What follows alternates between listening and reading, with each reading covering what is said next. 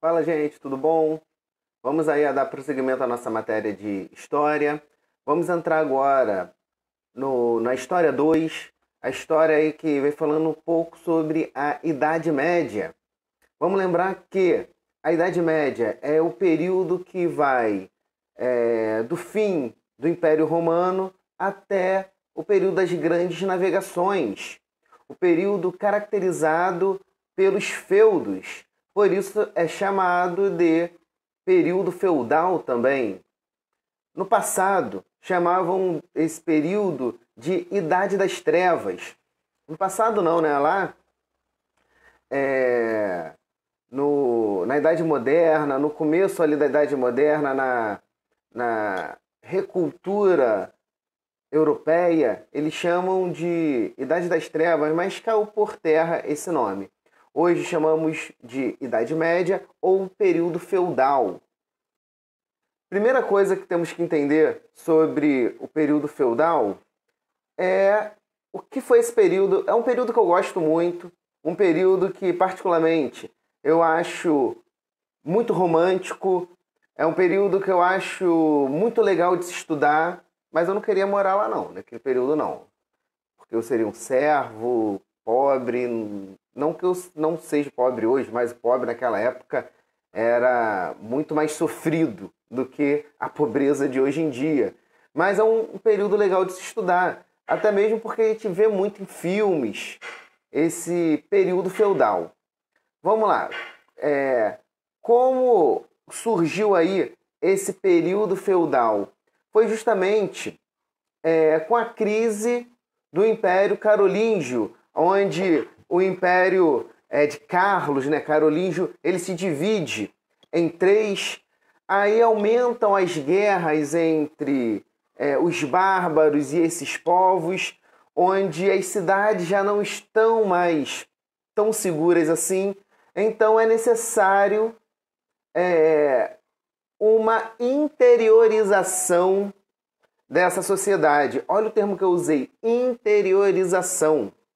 É o que? As pessoas foram para o interior e, para se proteger dessas constantes guerras, invasões e tudo mais, era mais seguro estar interno, dentro de muros que protegiam.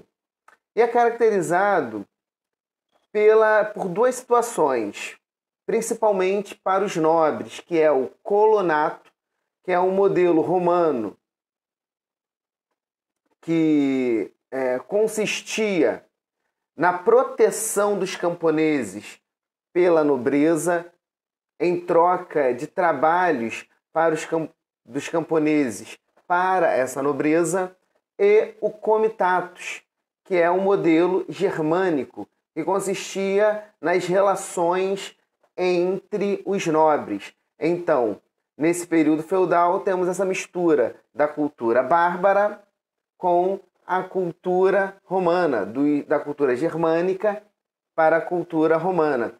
Outro detalhe importantíssimo quando falamos em Idade Média, que a Idade Média foi um período caracterizado pela falta de comércio, pela não utilização da moeda. Então a gente vai ver muito essas trocas de produtos, essas trocas de serviço, e o comércio em si, a moeda em si, ela foi deixada de lado. Aí alguém pode estar perguntando, mas professor, não existia moeda? Gente, moeda existe há muito tempo. Vamos lembrar aí da história bíblica? O que Judas recebeu por entregar Jesus com um beijinho? Foi 30 moedas de prata. Então, as moedas já existiam. Nesse período é caracterizado pela diminuição no uso da moeda e maior utilização das trocas de serviço. Então, gravem isso que é importante. Então, os aspectos econômicos relacionados aos feudos, ao período feudal, ao feudo, melhor dizendo. Primeiro, o feudo, ele também pode ser chamado de benefício. A gente vai entender o porquê mais na frente. Eles eram fortificações doadas à nobre ou à igreja. Então, por isso que é chamado de benefício, benefício de uma doação. Então, eram umas doações que nobres recebiam ou até mesmo a igreja. Essas unidades, né, esses feudos, continham o manso senhorial, que era o domínio dos nobres em que estava localizado o castelo. Então, o manso senhorial era a melhor área do feudo, a área do castelo, a área onde tinha as plantações do senhor feudal e dos nobres. Então, era a área mais top desse feudo. Manso servil, porção dividida entre artesãos e camponeses. Então, era a área das pessoas mais pobres, onde o servo, vamos dizer assim, o camponês, recebia um pedacinho de terra para trabalhar para ele, onde os artesãos, eles tinham ali o seu local de fabricação dos seus produtos, e o manso comum. O que era o manso comum? Era a área comum para os nobres e para os servos, que eram a área dos bosques e pântanos, área principalmente utilizado aí para caça e pesca. Então, era dividido entre 3 áreas esse feudo. Eu deixei aí no slide de número 4 justamente uma ideia para você entender o que era o feudo, como ele estava dividido, onde tinha todos esses mansos, que é muito interessante você dar uma olhada aí para se concentrar e entender. Lembrando, gente, o feudo não era do tamanho de um terreno de uma casa moderna. O feudo correspondia ao tamanho de praticamente uma cidade inteira, ou de um bairro hoje em dia. Então, era uma área muito grande. Falar um pouquinho agora da sociedade da Idade Média. Você lembra que eu brinquei com vocês lá atrás, que eu acho muito bonito, muito romântico, mas não queria morar? Justamente por conta disso. Que a sociedade, no período feudal, era uma sociedade estamental. Professor, o que é isso? Não sabe? Era para saber.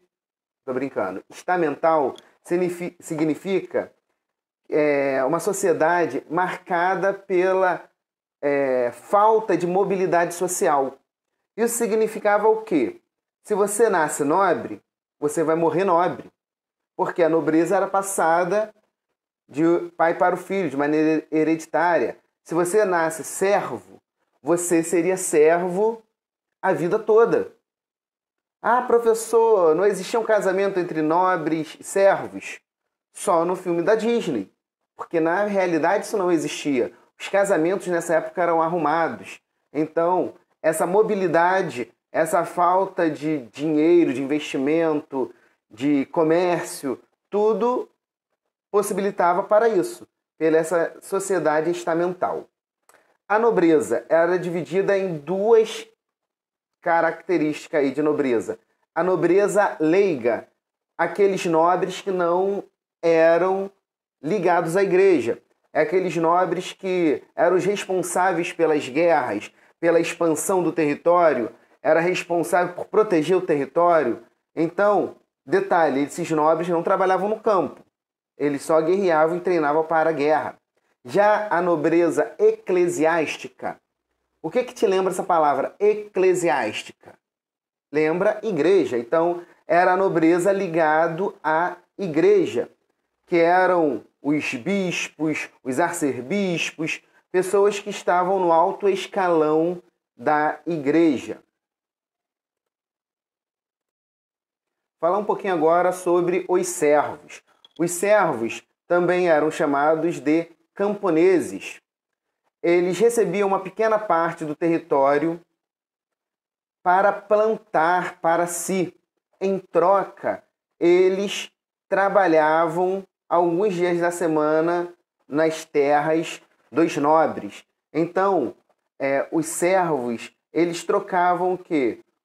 O seu serviço pela proteção de estar dentro do feudo. Os servos, gente, eles pagavam muitos impostos. Eu deixei até no slide, até no livro também de vocês, na página 49, que eram a talha, obrigação de ceder uma porcentagem. Desculpa, repetindo. Talha, obrigação de ceder uma parcela da produção das terras servis ao senhor feudal. Ou seja, além de trabalhar alguns dias lá no seu feudal, partes do que ele produziu nas suas terras era dado ao senhor feudal. Captação, imposto pago de acordo com o número de membros da família servil. Ou seja, quanto mais família, eles tinham que pagar mais imposto. Família que eu digo, mais filhos. Banalidades, imposto cobrado pelo uso dos instrumentos ou bens do senhor feudal.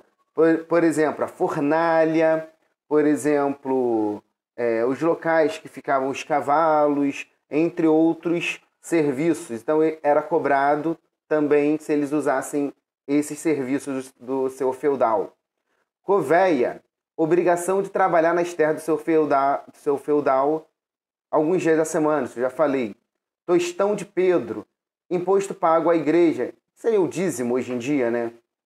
Mão morta, era um imposto cobrado, gente, quando o chefe da família morria. Por exemplo, o camarada era casado, morreu, ficou a sua viúva e os filhos.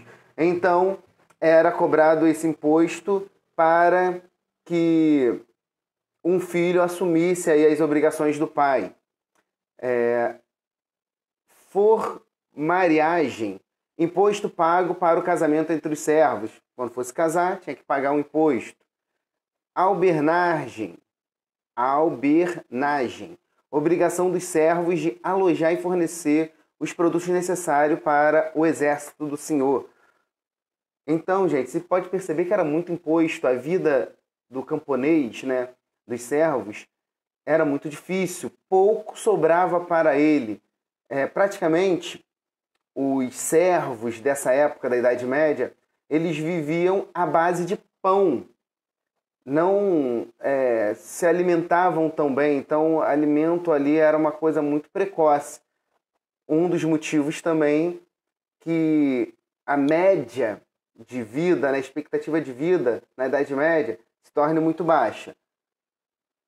Por quê? Muitos conflitos e a alimentação, principalmente dos servos, muito inconstante. Relação entre os nobres. Como eu falei para vocês, sabemos que os nobres, né, casavam entre si, não tinha uma mobilidade social, mas era caracterizado por dois aspectos, basicamente. O chamado de vassalagem, que é, ao receber um título, um vassalo, ele era obrigado a dar auxílio militar e financeiro ao seu suzerano.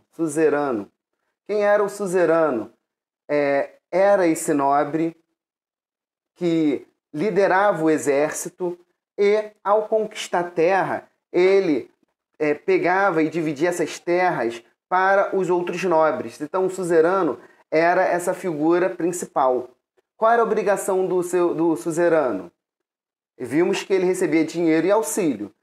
A sua obrigação era ajudar a proteger a qualquer custo os seus vassalos. Então, se algum vassalo estava em dificuldade, em guerras e tudo mais, ele juntava o exército e ia lá defender.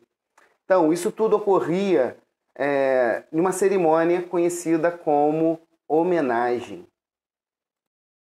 Uma curiosidade, algo que muitas pessoas não sabem, é que durante o período feudal existiam os reis, os antigos reis, porém, com o crescimento do senhor feudal, do vassalo, da suzeranagem, esse poder real foi limitado.